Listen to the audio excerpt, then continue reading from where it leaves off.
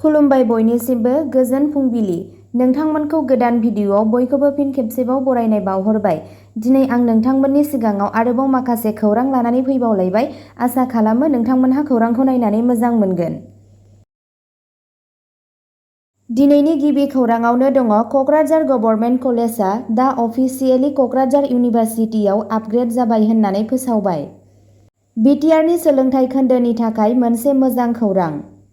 बिटिआरनि सिएम प्रमद बर'आ गावनि खौरां बिजोङाव फोसावनायनिफ्राय मिथिनो मोननाय बायदियैब्ला क'क्राझार गभर्नमेन्ट कलेजआ दा अफिसियेलि क'क्राझार इउनिभारसिटियाव आपग्रेड जाबाय होननानै फोसावजाबाय। बेजों लोब्बा लाखिनानै बिटिआरनि सिएम प्रमद बर'आ क'क्राझार सरकारि फरायसालिमा क'क्राझार गभर्नमेन्ट कलेजआव लोब्बा थानाय फोरोंगिरि, मावफारियाफोर, फरायसाफोर आरो साफ्रोमखौबो गावनि समाज बिजोंनि गेजेरजों बरायदों। मानोना बेखौ मावख'आरि महरै क'क्राझार मुलुगसोलोंसालियाव फोजौखांनाय जादों। क'क्राझार मुलुगसोलोंसालि आयेन 2023 आ 15 मार्च 2023 खालि आसामनि रायजो बेंगिरि श्री गुलाबचन्द केटेरियानिफ्राय गनायथि मोनदोंमोन आरो दा बेखौ मावख'आरि महरै मोनसे आयेन महरै फोसावनाय जादों होनना मिथिनो मोननाय जादों।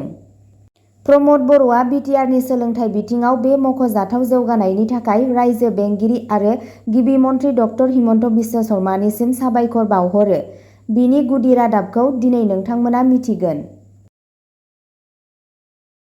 नैथि खौराङाव दङ बांलादेशनि संरैखाथिनि बेरेखा सोमावसारनाया जाफुंसार जाबाय। 97% सरकारि साख्रियाव संरैखाथि थानाय नंला होनना खौराङाव मिथिनो मोननाय जादों। 1971 मायथाइयाव पाकिस्तानजों उदांस्रिनि दावहायाव जुजिनाय दावहारुफोरनि नखरनि थाखाय सरकारि साख्रिनि 30% बांलादेश सरकारा संरैखाथि खालामनो थांखि लादोंमोन। नाथाय बे संरैखाथिखौ बोखारनांगौनि दाबिजों बांलादेशनि फरायसाफोरा गोख्रों महरै सोमावसारदोंमोन। बे रनि सोमावसारनायाव रोजा रोजा न' सोमावसारग्राफोरा जोखोम जानायजों लोगोसेनो गासै 150 निफ्रायबो बांसिन सोमावसारगिरिफोरा जिउ गोमानो गोनां जादोंमोन। रिपर्टनि बायदियैब्ला बे सोमावसारनायनि गेजेरावनो बांलादेशनि गोजौसिन बिजिरसालिया सोमावसारगिरिफोरनि दाबिखौ मानिनानै लायो। बिजिरसालिनि राय होनाय बायदियै दिनैनिफ्राय बांलादेशनि उदांस्रि सोमावसारनायनि दावहारुफोरनि नखरनि थाखाय 30% संरैखाथि राहाखौ बोखारनाय जाबाय होनना फोसावथाय होयो। बिजिरसालिनि राय बायदियै दिनैनिफ्राय 97% सरकारि साख्रियानो बयनिबो थाखाय उदाङै थागोन। लोगोसे 5% साख्रिया दावहारुफोरनि नखरनि थाखाय, 1% माइनरिटि आरो 1% ट्रेन्सजेन्डार देहायारि लोरबांफोरनि थाखाय संरैखाथि थागोन होनना खौराङाव मिथिनो मोननाय जादों। थामथि खौराङाव दङ बिसिसिआइआ पेरिस अलिम्पिकनि थाखाय आइअएनो 8.5 कौटि रां अनसुंथाइ होगोन होनना फोसावबाय। भारतनि क्रिकेट बर्डनि नेहाथारि जय शाहआ पेरिस अलिम्पिक सोमावसारनायनि थाखाय भारतारि अलिम्पिक आफादनो 8.5 कौटि रां फोसावदोंमोन।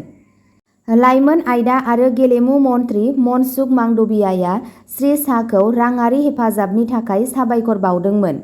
श्री मांडवियाया बुंदोंमोन दि अलिम्पिक गेम्सआव भारतनि जानानै गेलेनाय साफ्रोमबो गेलेगिरिफोरनि सायाव हादोरा गोग्गायो। पेरिस अलिम्पिकआव भारतारि हानजाया सा 70 हौवाफोर आरो सा 47 हिनजावफोरजों लोगोसे सा 117 एथलीटफोरखौ गेलेहोदोंमोन। रिपर्टनि बायदियैब्ला 2024 मायथाइनि पेरिस अलिम्पिक गेम्सआ बे दाननि 26 अक्ट'निफ्राय जागायगोन। आसा खालामो जोंनि भारतआ गोबां सनानि मेडेल देरहाना जारिमिन सोरजिनो हागोन।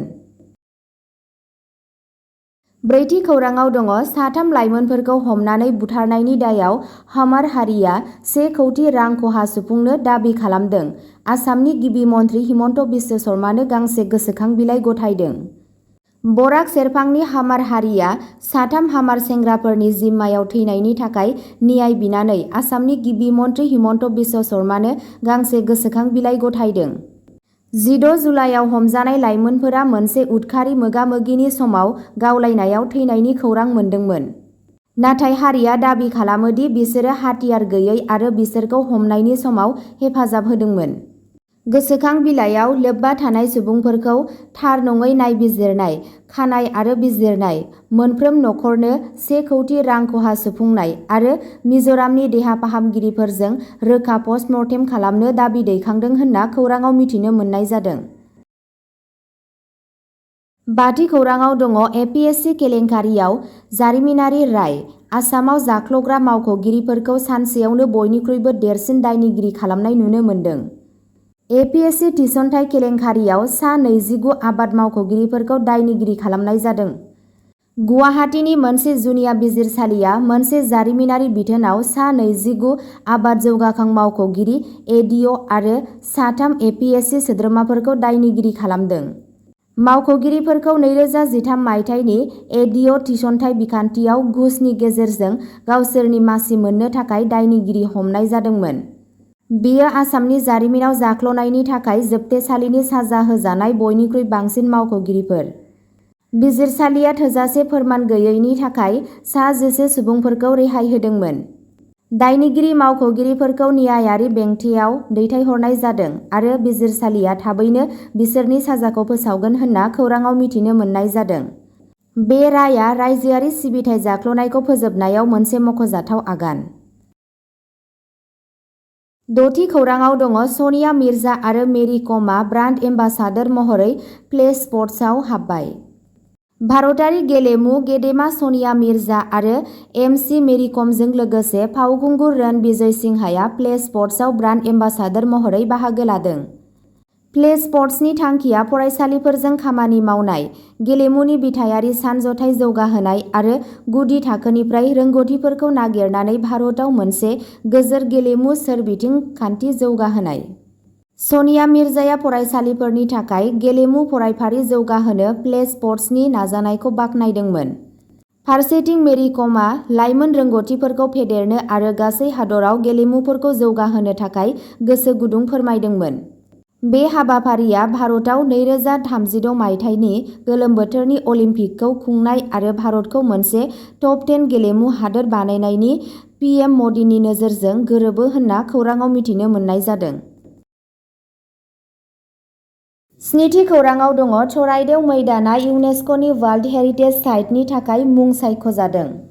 गाहाय मन्थ्रि नरेन्द्र मदिआ फोसावदोंमोन दि चराइदेव मैदानखौ हारिमुआरि थाखोआव इउनेस्क'नि वर्ल्ड हेरिटेज फारिलाइनि थाखाय मुं सायख'नाय जादों। आसामाव आहम राजाफोरनि आरो गेदेर फोलेरफोरनि बे गोदो गोदायनि गोथै फबग्रा थावनिया सा-सानजा भारतनि गिबिसिन आरो भारतनि 43थि मुलुग दोरोङारि नेरसोन थावनि जागोन। 13थि आरो 18थि जौथाइनि गेजेराव लुजानाय मैदामफोरा मख'जाथाव जारिमिनारि आरो हारिमुआरि गोनांथि दं आरो आहम हारिजों मान होजायो। बे मुं सायख'नाया ओनसोलनि धोनि उनमोनथाइ आरो सिनायथिखौ गनायथि होयो होनना खौराङाव मिथिनो मोननाय जादों। 8थि खौराङाव दङ उन्दै गथ'साखौ आथोनारि गाग्लोबनायनि थाखाय सासे सुबुंखौ 20 बोसोर जोबथेसालिनि साजा। आसामनि मरिगावनि थागिरि सबिन दासखौ सासे उन्दै गथ'साखौ आथोनारि गाग्लोबनायनि थाखाय पक्स' आयेननि सिङाव दायनिगिरि खालामनानै 20 बोसोर गोब्राब जोबथेसालिनि साजा होनाय जादों। उफ्रा सत्र बिजिरगिरि लोगो जर'खा बिजिरगिरि पक्स'आ बिथांखौ 10,000 रां जरिमाना फोनांदोंमोन आरो जरिमाना होआब्ला आरोबाव 3 दाननि जोबथेसालिनि बिथोन होदोंमोन होनना खौराङाव मिथिनो मोननाय जादों।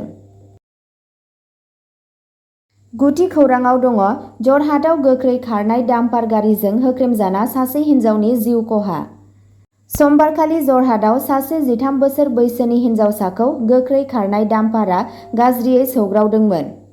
रेबथुमनाय नम्बर AS09C6720 गोनां गारिआ मोनसे सार्भिस लेनजों जानला-मानला गारि सालायगासिनो दंमोन जेब्ला बेयो हिन्जावसाखौ लामा बारबाय थानाय समाव सौग्रावदोंमोन। जायगानि थागिरिफोरा जाथायखौ सोंखारिदोंमोन आरो सिबिथाइ लेनखौ बाहायनाय गिदिर गारिफोरनि बेरेखायै राहा लानायाव फेलें जानायनि थाखाय पुलिसखौ सोंखारिदोंमोन। रिपर्टनि बायदियैब्ला जिल्ला कमिशनार पुलक कुमार महन्तआ सालायगिरिनि बेरेखायै गोख्रों राहा लानाय आरो डाम्पारनि लाइसेन्स आरो पारमिटखौ बन्द खालामनो खोथा होदों होनना खौरां मोननाय जादों। अब्ला दिनैनि खौराङा एसेनोसै। नोंथांमोनहा बेबादिनो सानफ्रोमबोनि खौरां मिथिनो थाखाय चेनेलखौ साबस्क्राइब खालामनानै लादो आरो भिडिअखौ नायनानै मोजां मोनदोंब्ला अन्नानै लाइक, शेयार आरो कमेन्टबो खालामनानै होदो।